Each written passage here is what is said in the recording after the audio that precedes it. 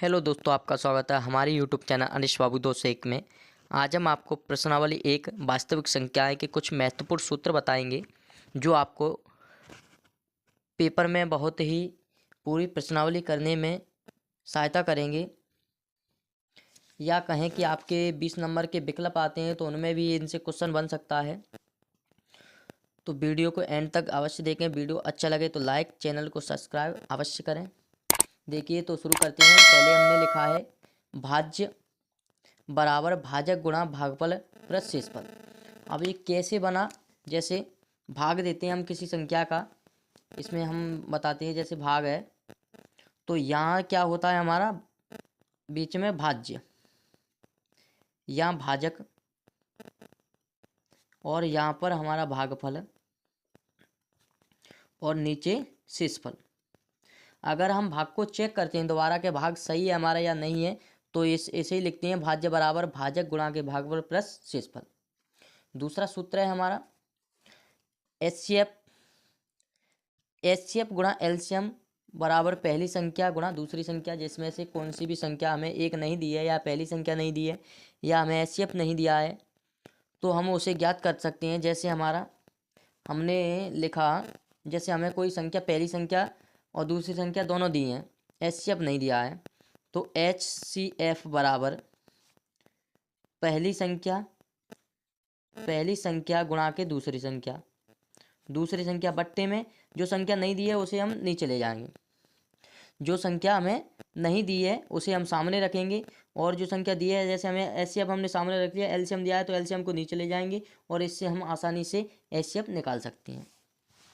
इसमें कुछ परिभाषाएं हैं जो आपको याद कर लें, जिससे आपके विकल्प बनेंगे या आपको देखिए परिमेय संख्या है। परिमेय संख्या किसे कहते हैं? वे संख्याएं जिन्हें हम p/q के रूप में लिखा जा सकता है, या वे संख्याएं जिन्हें हम p/q के रूप में लिख सकते हैं उन्हें क्या कहते हैं? परिमेय संख्या। जहां pq सहभाज्य पूर्णांक हो और q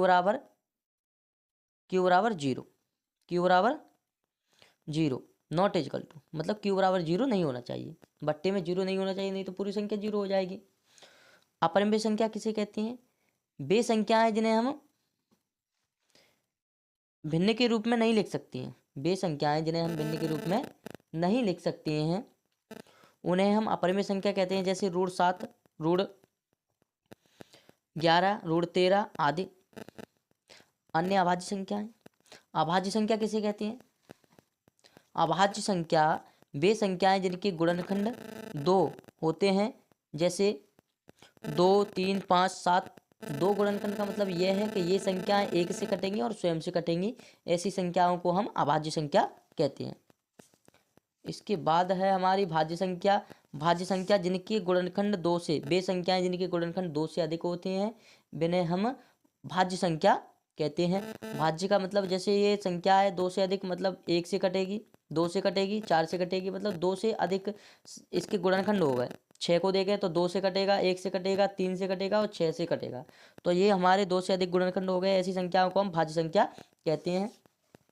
इसके बाद है हमारी सहभाज्य संख्या। सहभाज्य संख्या में क्या होता है कि सहभाज्य संख्या में 2 संख्याएं होती हैं, ऐसी 2 संख्याएं जिनका एचसीएफ 1 हो।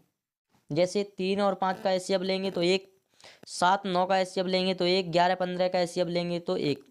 कोई अन्य संख्या और हो सकती है, इन्हें हम सहभाज्य संख्या कहते हैं।